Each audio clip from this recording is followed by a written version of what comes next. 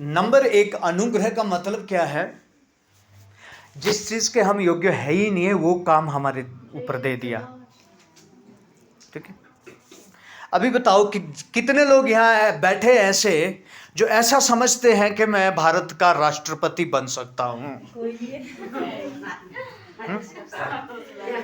है कोई सोचता, कोई ऐसा है किसी के अंदर इतनी ज्ञान समझ?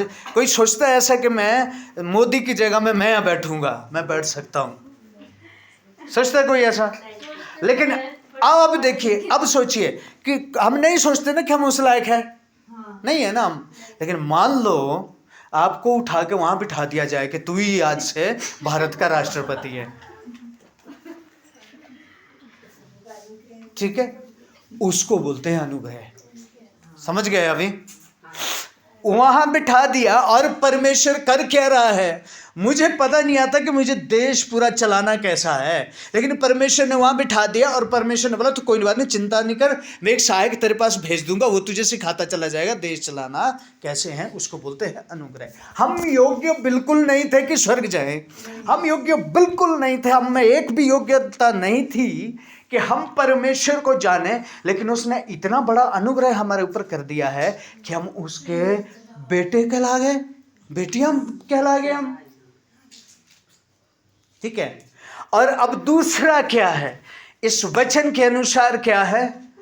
निखिल ने अभी क्या कहा था? आज का दिन ही अनुग्रह है। इसको मैं थोड़ा चला देता हूं। अच्छा, हाँ, ओहो, ठीक है, समझ रहे हैं? अभी वचन में क्या लिखा है? आज का दिन ही क्या है? अनुग्रह है। ठीक है, देखो फिर से 1 और 2 दोनों आयत पढ़ो। और हम जो उसके सहकर्मी हैं यह भी समझाते हैं कि परमेश्वर का अनुग्रह जो तुम पर हुआ व्यर्थ ना जाने दो। सुनिए, सबसे पहले तो जो अनुग्रह हुआ उसको व्यर्थ नहीं जाने देना। और आगे, क्योंकि वह तो कहता है अपनी प्रसन्नता के समय मैंने तेरी सुन ली और उद्धार के दिन मैंने तेरी सहायता की। मैंने तेरी सहायता भी की है, मैंने तेरी सुन भी ली है। और देखो अभी वह प्रसन्नता का समय है, देखो अभी वह उद्धार का दिन है। अभी वो प्रसन्नता का समय है और अभी वो उद्धार का दिन है। प्रसन्नता का समय कल का परसों का नहीं है भैया, आज प्रसन्न हो यीशु मसीह में। हम बोलते ना यीशु में हम आनंदित होंगे, कब? वो आज का दिन है आनंद का, कल का थोड़ी है, हैं? कि कल परसों हम लिखा है आज का दिन का है प्रसन्नता का, और आज का ही दिन उद्धार का भी है। उद्धार तेरा आज ही है। आज का तू जीवन कैसे जीता उसी के अनुसार आज का तेरा उद्धार है। हालेलुया। आज ही तेरा क्या है? उद्धार है। एक आयत हम और पढ़ेंगे इसी का, 2 कुरिन्थियों 8-9। तुम हमारे प्रभु यीशु का अनुग्रह जानते हो कि हाँ। वह धनी होकर भी तुम्हारे लिए कंगाल बन गया, हाँ। ताकि उसके कंगाल हो जाने से तुम धनी हो जाओ। भैया वो हमारे लिए कंगाल बन गया। चल इधर इधर, चल चल जल्दी आ, इसको इधर बिठाओ, इधर इधर इधर मेरे साथ बैठ, चल। हाँ यहाँ बैठ, हारमोनियम के सामने, जब जरूरत पड़ेगी तो मैं बता दूंगा। हाँ यहाँ बैठ रहना, हिलना नहीं यहाँ से, ना उसमें हाथ लगाना ना कहीं। ओके, ध्यान दीजिए।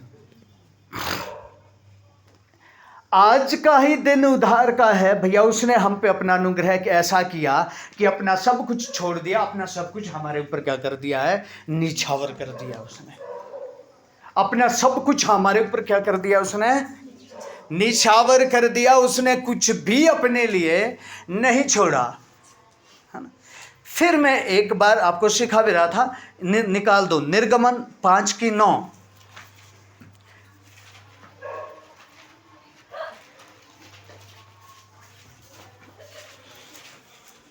निर्गमन, मनुष्यों से और भी कठिन सेवा करवाई जाए कि हाँ। वे उसमें परिश्रम करते रहे और झूठी बातों पर ध्यान न लगाए। हाँ याद है ये? हाँ, ये वचन याद है, मैंने सिखाया था। नहीं मिला जिसको, भैया रहने दो, ध्यान इधर दो। जिसको मिल गया वो ठीक है, नहीं मिला वो ध्यान इधर दो। ढूंढते रहेंगे, क्या बोला मैंने, वो सुनाई नहीं देगा। ओके, हाँ, क्या है कि इनका क्या करो, फिर पढ़ना दोबारा। उन मनुष्य से और भी कठिन सेवा करवाई जाए कि वे उसमें परिश्रम करते रहे, हाँ, और झूठी बातों पर ध्यान न लगाए। उन मनुष्यों से और भी कठिन सेवा करवाई जाए कि वे उन बातों पर ध्यान ही ना जाए, वचन के ऊपर ध्यान ही ना जाए। जो मूसा वहां पर बोलने के लिए आया है, उन बातों पे इनका ध्यान ही ना जाए। इनको कहां लगा के रखो? कठिन सेवा में। दिन और रात इनको कहां लगा के रखो? काम में लगा के रखो। इसी का 6:9 में क्या लिखा है? निर्गमन 6:9 में, और ये बातें मूसा ने इस्राएलियों को सुनाई, परंतु उन्होंने मन की बेचैनी और दास्तव की क्रूरता के कारण उसकी ना सुनी। ध्यान दीजिए, उनको वचन मूसा ने सुनाया और उन्होंने क्यों नहीं सुना? इस्राएली लोग है वो, परमेश्वर ने वचन उनको सुनाया, उन्होंने क्यों नहीं सुना? मन की बेचैनी, दास्तव की क्रूरता। क्योंकि उनके अंदर मन में क्या है? बेचैनी है। आज यहां जो बैठे वचन क्यों नहीं सुनते? मन में क्या है? यहां बैठ के भी चैन नहीं है। वो निकल रहा है वचन, पता नहीं किधर किधर से निकल रहा है, क्योंकि मन में क्या है? बेचैनी। यहां क्या लिखा है? उन्होंने मूसा के वचन को सुना ही नहीं जो परमेश्वर की ओर से वो बोल रहा था, क्योंकि उनके मन कैसे थे? बेचैन। क्योंकि वो दास्तों में है, यानी गुलामी में है। वहां वो लोग मिस्र की गुलामी में है, फिरौन राजा की गुलामी में है, और इसीलिए उन्होंने क्या नहीं किया? वचन ही नहीं सुना। आज के लोग, आज संसार गुलामी में है, लेकिन यहां विश्वासी भी गुलामी में है, लालच की गुलामी में है, धन की गुलामी में है। भैया धन तो कमाना पड़ेगा, संडे छोड़ो, है ना? काय की गुलामी में फंसे हुए हैं, इसीलिए उनके मनों में चैन है नहीं है। यीशु ने कहा, हे बोझ से दबे हुए लोगों, मेरे पास आओ, मैं तुम्हें विश्राम दूंगा। कहां विश्राम देगा? और ये व्याकुल भी क्या है इनके? मन। व्याकुलता भी कहां है? यदि मन में व्याकुलता है, वचन नहीं सुन सकते। इसीलिए यीशु ने पता क्या कहा? मैं तुम्हें सबसे पहले तुम्हारे मन में क्या देने आया हूं? विश्राम देने आया हूं। अरे रिलैक्स करो। क्या देने आया हूं? वो वचन अंदर कहां से जाएगा? मन तो व्याकुल पड़े हैं। यहां बैठ के सोच उधर घूम रही है, सोच इधर घूम रही है, क्योंकि मन तो घूम रहा है ना, आराम नहीं है उसमें, है ना? मन की व्याकुलता के कारण उन्होंने वचन को नहीं सुना। और जब तक सुनोगे नहीं, तब तक विश्वास भी नहीं आएगा, और जब तक विश्वास नहीं आया, तब तक चलना भी शुरू नहीं करेंगे। क्योंकि बाइबल में लिखा है, विश्वास सुनने से आता है, और सुनना मसीह के वचन से होता है। और जब सुनोगे तो विश्वास आएगा, और जब विश्वास आएगा तो चलेंगे भी। हालेलुया। तो चलेंगे भी। इसीलिए पौलुस क्या कहता है कि हे भाइयों,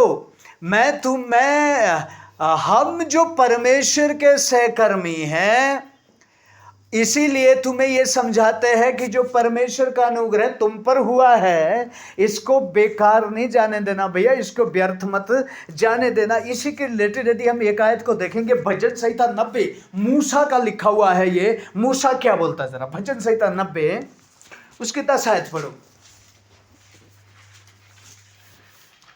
हमारी आयु के वर्ष 70 तो होते हैं, हाँ। और चाहे बल के कारण 80 वर्ष भी हो जाए, सुनिए, अभी सुन लो, तो भी उनका घमंड केवल कष्ट और शोक। बस क्या पढ़ा हमने 10 में? रुको, और क्या पढ़ा हमने 10 में? 10 आयत में क्या पढ़ा? किसी ने सुना? मन की व्याकुलता के अनुसार। उन्होंने भी नहीं सुना, इस्राएलियों ने भी नहीं सुना, क्योंकि मन भटके हुए थे। ठीक है, क्या लिखा है वहां पर?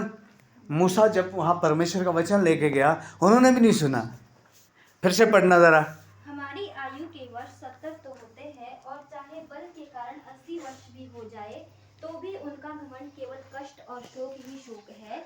वह जल्दी कट जाती है और हम जाते रहते हैं। बस, क्या अब अभी क्या सुना? आप जोर से पढ़ो थोड़ा, शायद फिर सुनाई देगा। हमारी आयु के वर्ष 70 तो होते हैं, और चाहे बल के कारण 80 वर्ष भी हो जाए, तो भी उनका घमंड केवल कष्ट और शोक ही शोक है, क्योंकि वह जल्दी कट जाती है और हम जाते रहते हैं। हाँ, अभी सुना? क्या सुना है?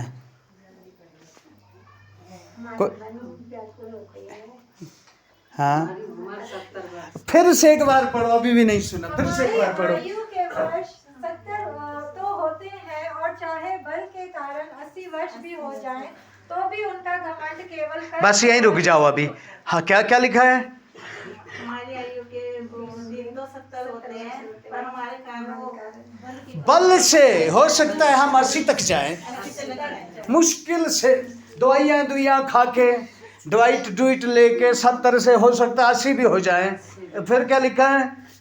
तो भी उनका घमंड केवल कष्ट और, लेकिन फिर भी उनका घमंड क्या है? कष्ट। आदमी घमंड करता है ना अपने ऊपर। अरे भैया, घमंड बेशक रहेगा तो कष्ट में ही है, रहेगा तो चाहे दुनिया का सबसे अमीर आदमी फिर भी कष्ट में रहेगा, मरेगा तू भी। दवाइयाँ, पैसे, या किसी दूध दाद पी के, चलो बादाम भी खा लेगा वो, कब हम सब लोग नहीं खा सकते, सारी डाइट है, वो खा के फिर भी मरेगा। 80 नहीं तो 90 में तो मरेगा ही मरेगा। हाँ, फिर क्या लिखा है? और क्योंकि वह जल्दी कट जाती है और हम जाते रहते हैं। वो जल्दी कट जाती हैं, हम जाते रहते हैं। यहाँ कुछ लोग बच्चे हैं अभी, कुछ लोग 25 से 30 के बीच में, कुछ 30 से 40 के, कुछ 40 से 50 के बीच में हैं, शायद 50 से थोड़ा बहुत ऊपर के भी हैं। अभी पता चला ये 50 साल कैसी गुजरी जिंदगी की? चला पता? बोलता है तुम 70 के हो जाए 80 के, यूं गुजरेगी साले, यूं पता भी नहीं चलेगा। मैं खुद सोचता हूँ भैया, मेरी जिंदगी की 45 साल कब गए हैं? कब निकल गए यार, पता ही नहीं लगा। और मुझे लगता है जिंदगी शुरू हुई भी अभी कि नहीं हुई है। क्या लिखा है यहाँ? कैसे निकलेंगे? जल्दी निकलेंगे। 12 से पढ़ो जरा। हमको अपने दिन गिनने की समझ ओ यहोवा, हो जाए। प्रभु हमको अपने दिन गिनने की समझ दे कि हम बुद्धिमान हो जाए। अब देखना बुद्धिमान कौन है। हमें अपने दिन गिनने की समझ दे कि हम बुद्धिमान हो जाए। आगे, हे यहोवा, लौट आ, हाँ। कब तक और अपने दासों पर तरस खा। हाँ, भोर को मैं इसका 12 से 14 तक। भोर को हमें अपनी करुणा से तृप्त कर, भोर को हमें अपनी करुणा से तृप्त कर, कि हम जीवन भर जय जयकार और आनंद करते रहें। कि जीवन भर हम जय जयकार और आनंद करते रहें। और जब यहाँ तो जय जयकार करते रहते, हालेलुया करते, जब बाहर निकलते फिर क्या करते हैं? पूरे हफ्ते करते जय जयकार। सुबह भोर को लिखा है, तू अपनी करुणा से मुझे तृप्त कर, और क्या कर मुझे, मैं तेरा तुझ में आनंदित रहूं। प्रभु रहते हैं। इस चर्च में आनंद रहने की बात नहीं कर रहे वो, प्रत्येक दिन करते हैं। सुबह उठ के लड़ते हैं, दिन को बाबू से लड़ते हैं, दिन को किससे लड़ते हैं, सहकर्मियों से लड़ते हैं, शाम को घर वालों से लड़ते हैं, फिर सो जाते हैं, सुबह उठ के फिर दिनचर्या शुरू। लिखा है जय जयकार करते हैं हम जीवन भर। क्या क्या क्या क्या बोला है? और मूसा एक बात को कहता है, हे प्रभु मुझे अपने दिन गिनने की समझ दे। और ये कब बोल रहे हैं पता है? 40 साल महल में रह गया, 40 साल जंगल में रह गया, और जंगल के बाद जंगल में जब वो इस्राएली लोगों को लेके जा रहा है, उसके बाद समझ आ रहा है उसको 80 साल कहाँ गए मेरे हैं। उसके बाद क्या समझ आ रहा है उसको?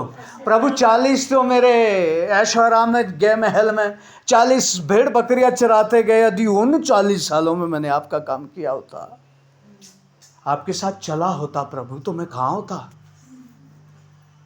अब क्या, अब उसको 20-30 साल उनको चलाते हुए भी हो गई इस्राएलियों को। एक दिन बैठ गया, हे प्रभु अब तो मुझे समझ दे दे मेरे दिन गिनने की, क्योंकि उसको एक बात समझ आ गई है कि एक एक दिन प्रभु का अनुग्रह है हमारे जीवन में। इस बात को याद रखें।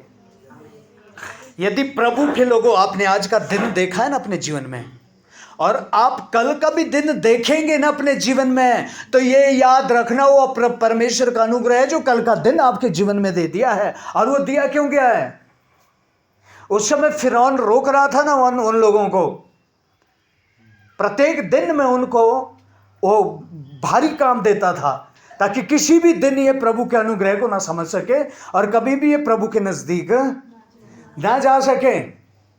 ठीक है, अब ये एक एक दिन दिया क्यों जा रहा है हमें मालूम है आपको? हमें तो समझता है ओ इतनी आयु थी जी, 40 साल की उम्र थी इसकी, किसकी बोलते 50 साल की जी, किसी की 60 साल की। ओ ऐसे ही नहीं हो गई है वो उम्र, सबोपदेशक में साफ लिखा है। यदि तुम्हारे जीवन में एक एक दिन दिया जा रहा है ना, तो वो इसलिए दिया जा रहा है कि हम उस दिन में, प्रत्येक दिन में हम प्रभु के और करीब जाएं। लिखा है परमेश्वर दंड दे क्यों नहीं रहा, सबोपदेशक में है ना। हम गलत भी कर रहे कई बार है, मैं कई बार बोला ना मैंने कि इसको थोड़ा सा वश में कर लो, ये भी खोलते रहते हैं, कई चीजें हैं, लेकिन फिर भी सजा नहीं आ रही है ना, तो ये मत समझ ले कि हम बड़े अच्छे आदमी हैं इसलिए सजा नहीं मिली। हाँ, अब ये मत समझ ले कि हम बड़े अच्छे से चल रहे हैं इसलिए सजा नहीं मिली। ये समझे, बाइबल ये कहती है कि फिर तुझे एक दिन दिया गया कि इस दिन में पश्चाताप कर ले, मेरे पास आ ले, कल दिन मिले कि नहीं मिले। सबोपदेशक कह रहा है ना, एक एक दिन में किस लिए दे रहा हूं? हालेलुया। लेकिन आज हमारा समय कौन खा रहा है मालूम है? रोटी, कपड़ा, मकान और फोन। कौन खा रहा है? रोटी, कपड़ा। परमेश्वर हमें, देखो बड़ी सोचने की बात है, एक काम करना बुरा नहीं है, मैं फिर समझा रहा हूँ। परमेश्वर जो एक एक दिन दे रहा है ना, पता क्यों? वो रोटी, कपड़ा, मकान के लिए नहीं दे रहा। वो मालूम क्यों दे रहा है? कि उस दिन में मैं परमेश्वर के करीब चला जाऊं। सबोपदेशक में लिखा है भाई, है ना। और अय्यूब भी यही बोलता है, हे यहोवा, ये जो तेरा दिया गया दिन, तेरा दिया गया है एक एक पल जो है, इसमें कहीं एक, हर एक पल प्रभु की ओर से दिया गया है।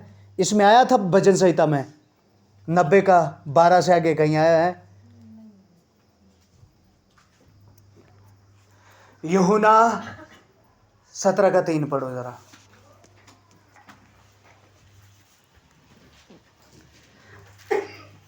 और अनंत जीवन यह है कि वे तुझे अद्वैत सच्चे परमेश्वर को और यीशु मसीह को जिसे तूने भेजा है जाने। हाँ, अभी हमारे लिए उद्धार क्या है? हम परमेश्वर को जान जाएं। हैं? जानते हम उसको? हैं? हम जानते उसको? क्यों आते इधर? आमीन।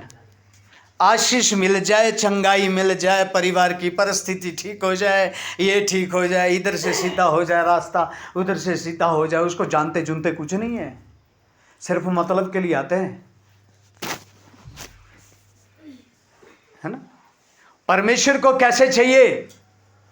जो उसको जानता है वो उद्धार भी पा गया है। जो उसको जानता है वो उद्धार भी पा गया। और जो जानता है वो एक एक दिन अपने जीवन में प्रभु का अनुग्रह समझेगा, वो एक दिन भी बर्बाद नहीं जाने देगा। हाँ, एक दिन भी बर्बाद वो जाने नहीं देगा। वो सुबह उठ के कहेगा, यदि आंख खुल गई तो क्या कहेगा? धन्यवाद प्रभु, अभी भी इसमें प्राण है। इसका मतलब प्रभु तूने एक और दिन मुझे दे दिया कि मैं आज तेरे और करीब आऊं।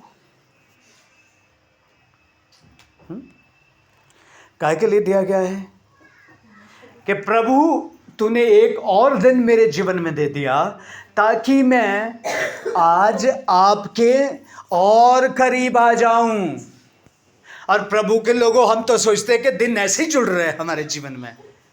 ये ऐसे ही नहीं जुड़ रहे भाई। बाइबल साफ कह रही है, सबोपदेशक साफ कह रहा है, यदि तेरे जीवन में एक एक दिन जुड़ रहा है ना, तो वो प्रभु का अनुग्रह है। और परमेश्वर इसीलिए तेरे जीवन में एक एक दिन जोड़ रहा है कि वो खाने पीने के लिए नहीं जोड़ा उसने वो दिन, वो घूमने फिरने के लिए नहीं जोड़ रहा हमारे जीवन में दिन, है ना। हमारा बिजनेस डेवलप करने के लिए दिन नहीं जोड़ रहा परमेश्वर हमारे जीवन में, वो इसीलिए जोड़ रहा है कि तू नाश ना हो।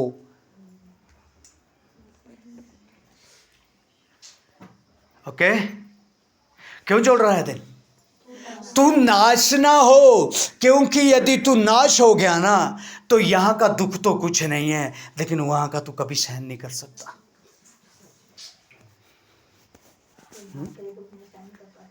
हाँ, अब जब यहां का सहन नहीं कर पाते हैं तो वहां कितना ज्यादा दुख है, वो 1000 गुना ज्यादा। बताइए, कुछ लोग यहाँ के दुखों को देखकर प्रभु को छोड़ के चले जाते हैं, जैसे आगे उनको बड़ा अच्छा मिलने वाला है। हाँ? आगे का दुख कैसा है? इससे भी 1000 गुना ज्यादा है भाई। हालेलुया। तो आज प्रत्येक दिन का समय गुजार कहाँ रहे हम, है ना। कुछ विश्वासी लोग खाने पीने में गुजार रहे, कुछ घूमने फिरने में गुजार रहे, मिलेगा मौका प्रार्थना कर रहे, नहीं तो ये संडे को पास्टर तो कर ही देता है, सिखाई देता है कुछ ना कुछ। एक प्रार्थना तक घर में नहीं करते, अपने परमेश्वर के वचन को पढ़ते तक नहीं है अपने घर, उसके लिए समय है नहीं उनके पास।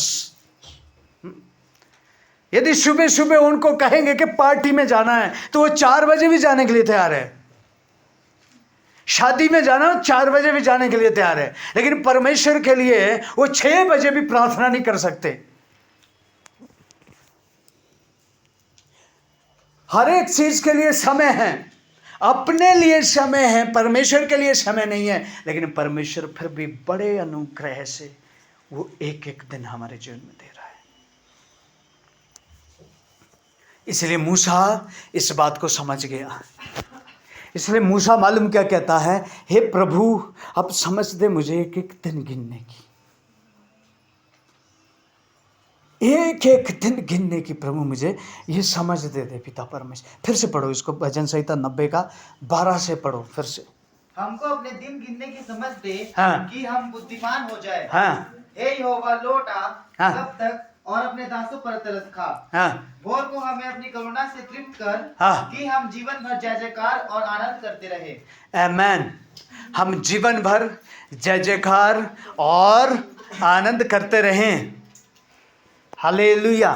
प्रभु के लोगों, आज फिर हम इस बात को समझ ले। इसलिए जो 10 आयत में वो कहता है, मनुष्यों के दिन 70 साल, खींच तान के 80 जी लेगा, लेकिन दुख भरे ही रहेंगे।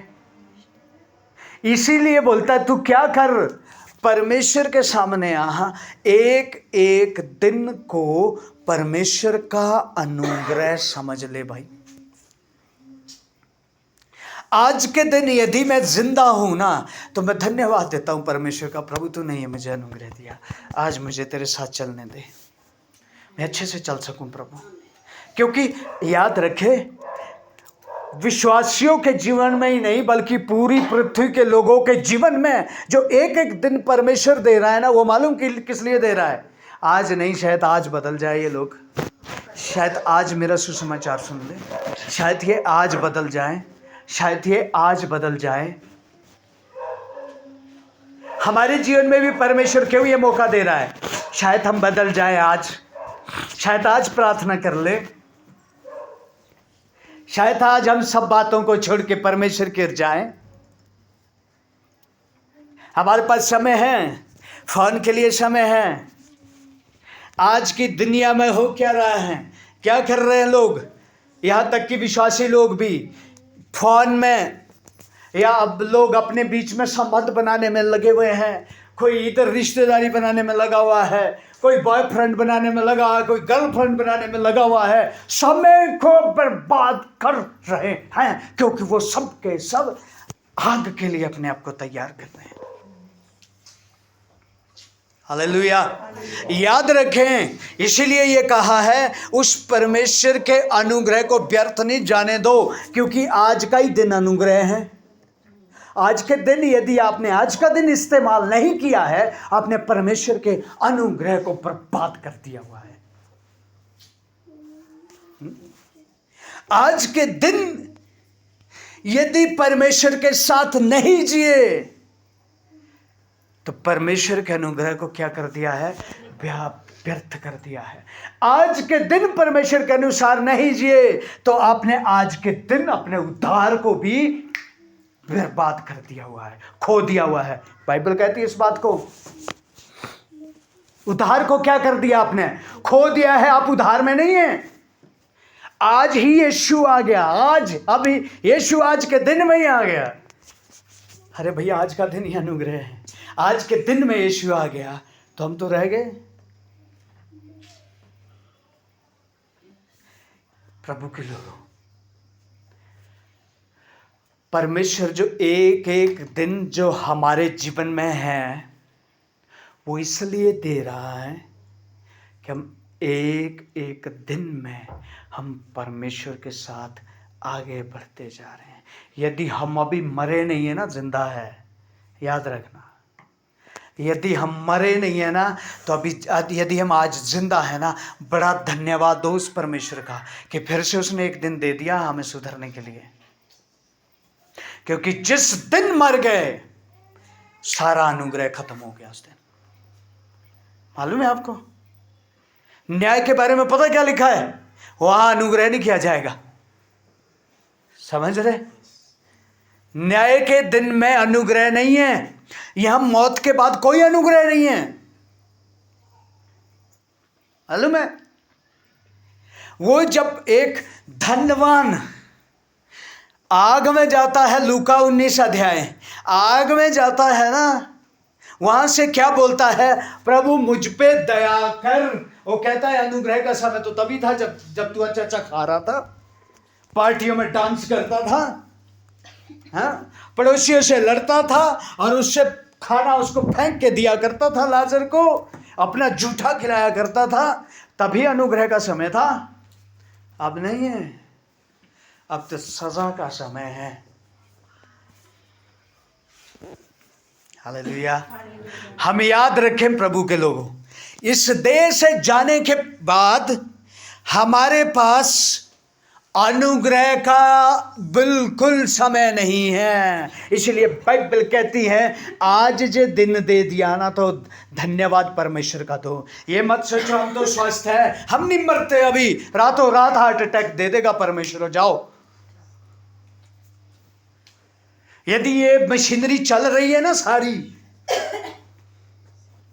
संसार सोचता है हम अच्छा खाने से ये वो हम ध्यान रखते हैं इसीलिए चल रही है। अरे भैया नहीं, ये अनुग्रह से चल रही है परमेश्वर के।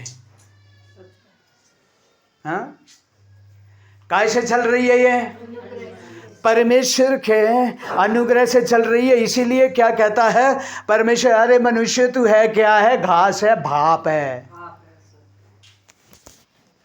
और जो भाप फूला हुआ है ना उसमें उंगली लगाओ फट जाता है ना, बुलबुला आता है ना भाप से। लिखा बुलबुले की तरह है तू।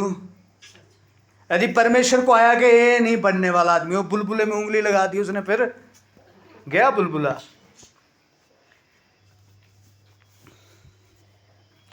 अभी मेरे जीवन के बहुत दिन है ये सोच के मत जियो।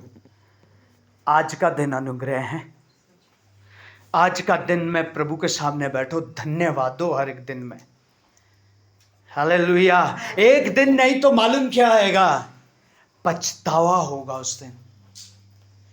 बाइबल पता क्या लिखती है, यदि यहां पछतावा हो गया ना, यहां सब कुछ ठीक हो गया, है ना। यहां यदि पछतावा हो गया ना इस पृथ्वी पे, सब कुछ ठीक हो गया। लेकिन जो वहां पछतावा हुआ ना, फिर कुछ होने वाला नहीं है। दाऊद ने पाप किया। किसने पाप किया? दाऊद ने क्या किया? और दाऊद ने पाप किया, और दाऊद के पास परमेश्वर ने किसको भेजा? बोलो। हाँ, सब इधर ही हैं। कुछ लोग मुझे घूम रहे दिख रहे कहीं और ही। सब इधर ही है। हाँ, दाऊद के पास परमेश्वर ने किसको भेजा? और क्या बोला नातान नबी ने? याद है क्या बोला? बोलो। उसने बोला था कि एक व्यक्ति जिसके पास एक भेड़ है, उसने बड़े अच्छे से उसको पाला, ठीक है, और एक धनवान है, उसको खाने की इच्छा जागी तो उसने उस व्यक्ति की भेड़ को ले लिया और मार के खा लिया। और फिर दाऊद ने बोला कि उसके साथ तो ऐसा होना चाहिए, उस राजा के साथ, कि उसको भी मारो और हाँ, देखा, हम भी ऐसे ही है। खुद भेड़ खाने के बाद बोलते हैं अच्छा ऐसा किसने किया, हम उसको सजा देते हैं। दाऊद ने क्या किया? दाऊद ने, देखो एक उदाहरण पता क्या दिया, मैं थोड़ा सिंपली रीति से आपको मैं बताना चाहता हूं। मेरे पास 50 बकरियां हैं, मान लीजिए, भेड़े हैं, जो भी है।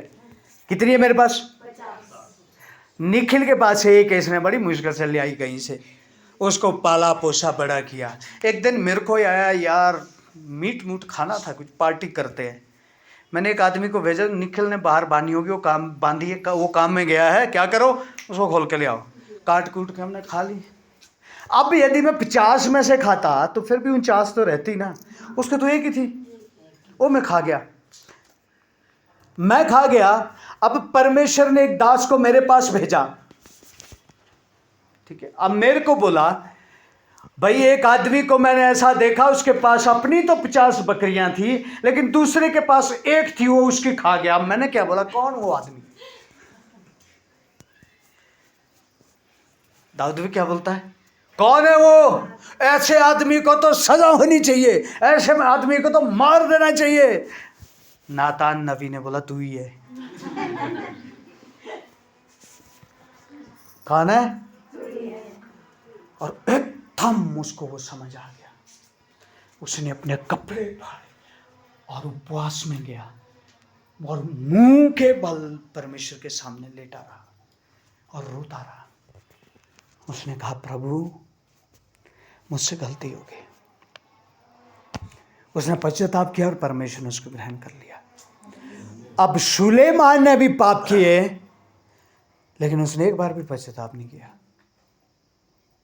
याद रखो प्रभु के लोगों, आज हम सुलेमान की तरह है ना, जो पश्चाताप नहीं करते गलतियां, फिर भी दूसरे को हम दोष लगाते हैं, तो हमारा भाग नरक है। लेकिन हमारा जीवन दाऊद की तरह परमेश्वर चाहता है जो पश्चाताप करे। पश्चाताप करे मतलब उसके बाद वो गलती भी नहीं करते। हालेलुया, समझ आ रहा है? इसीलिए यहां पर क्या लिखा है, एक एक दिन क्या है? परमेश्वर का अनुग्रह है। ये बात समझ आई? हाँ, हम तो दिन बड़ा व्यर्थ, अरे प्रार्थना छोड़ो, आज तो हमारी पार्टी है, उधर जाएंगे। ओ मनुष्य, तू है क्या है? भाप के सामान, घास के सामान। बाइबल कहती है एक एक दिन तुझे पार्टियां मनाने के लिए नहीं दिया जा रहा है, तुझे पैसा कमाने के लिए नहीं दिया जा रहा है, तुझे बड़े बड़े काम करने के लिए नहीं दिया जा रहा है, तुझे दिया जा रहा है कि तू पश्चाताप कर और परमेश्वर के सामने आ, नहीं तो पछताएगा कल। कल तू क्या करेगा? पछताएगा कल। Hallelujah, hallelujah. इसका मतलब क्या है? हमें फिर हमारे पास बहाना मालूम क्या है? समय नहीं है काम से, हाँ? क्या दाऊद बेला आदमी था?